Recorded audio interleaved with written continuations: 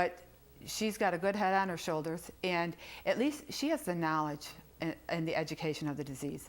You know, and when I was growing up, nobody ever talked about it, and it wasn't until I said, you know, I'm an alcoholic, that I found out there was alcoholism on both sides of my family, but nobody ever talked about it because of the stigma, Sure. and everything. And I just see that's so unfortunate. It's so unfortunate. And I can't say that I would have done anything that much differently, but at least I would have had the knowledge about the disease, because I really thought for the first 25 years of my drinking, I really thought I was a social drinker. I really did. And anybody who had ever looked at me and watched me would have known that I was an alcoholic from day one. You were the only one that didn't see it. I was the only one that didn't see it. But I surrounded myself with people who drank just like I did. But I always drank for effect. I always drank as much as I could get. You know, I never left half a drink. You know, somebody would say it's time to go, I would slam down that drink. You know, I never, I showed every single sign. I was a blackout drinker from the time I was 13 years old. Wow. Yeah, but I didn't know that wasn't normal. I was very naive to the whole thing, which is why I found it so important for my family to get educated on it, because I was so naive to it that I really felt that worked against me, and I didn't want that for my family. And so I wanted to make sure that they knew, and that way they can at least have the knowledge and go into it with open eyes. And you know, yes, they are more prone than, you know, someone who doesn't have the history, but they also know that the recovery is very possible. Absolutely. I've always thought, you know, no one's immune to addiction, but recovery is contagious. Mm-hmm. And now Nikki has already been exposed to this. Yeah. Before the age of onset. Yeah. How do you think your relationship with Nikki has changed, and how do you think your relationship would be now if you hadn't gotten help? I hate to think how if I would even have a relationship now. I don't think I would have a marriage, first of all, and my guess is I would probably not have custody of my children, because I don't think my husband would let that happen. And if I had continued drinking the way I was drinking, I'm not sure if I would be living.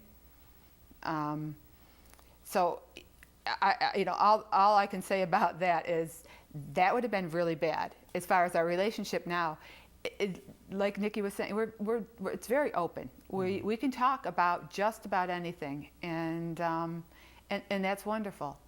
You know, she knows that there are some things that wouldn't please me, but there's nothing that she could say that would turn me away from her, ever. How has your life overall changed? Now, you said you drank for 30 years. I always, just out of curiosity, what was your occupation?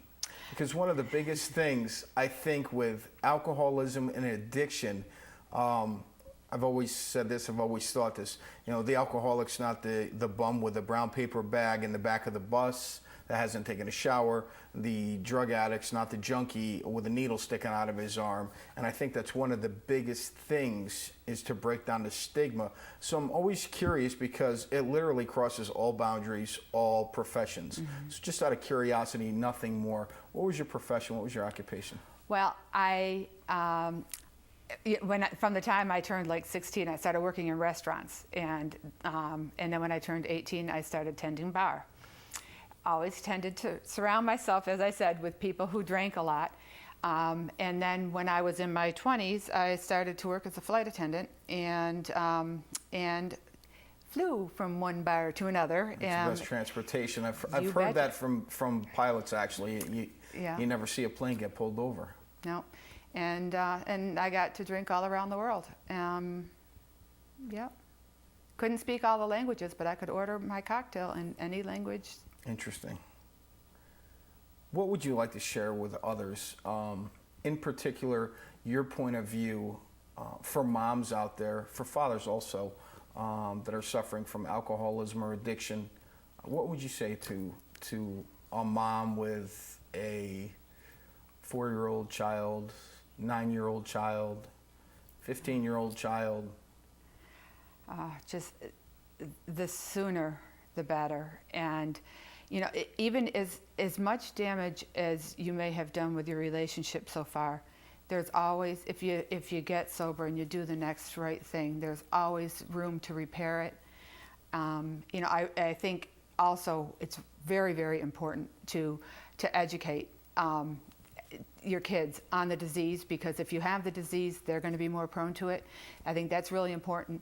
And I think just communication, talking about it, is so important.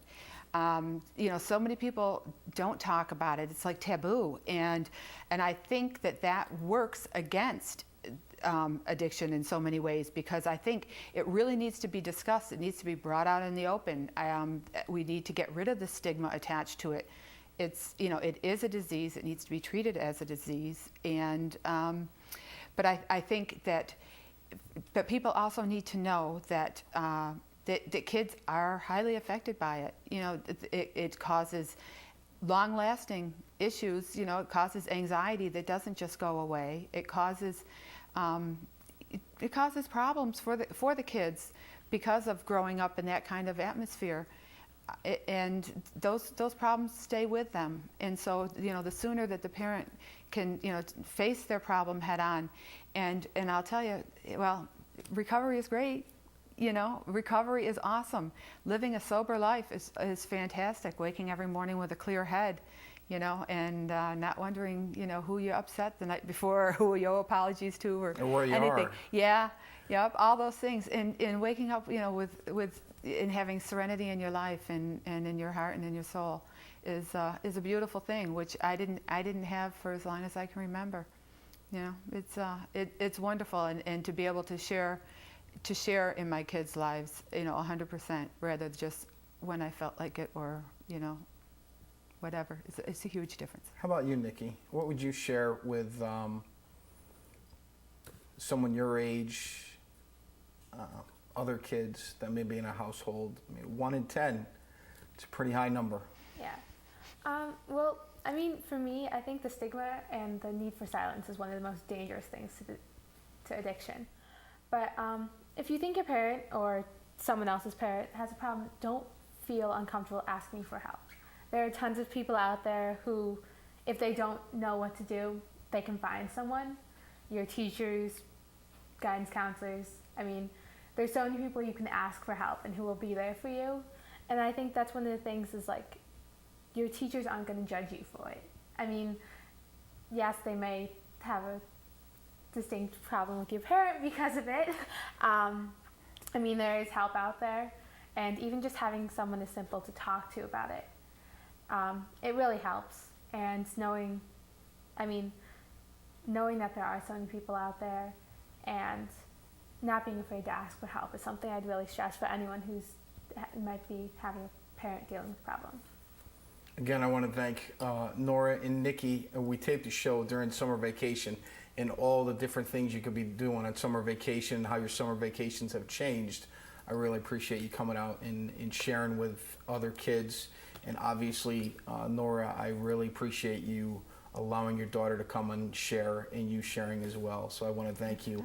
And hopefully the statistics of 1 in 10 children being in a household with at least one parent that's an alcoholic or a drug addict, those numbers can slowly but surely change to, you know, 1 in 10 kids has a family member, a mom, a dad, or parental figure that's in recovery. Yeah. Thank you very much. Thank you. Thank you.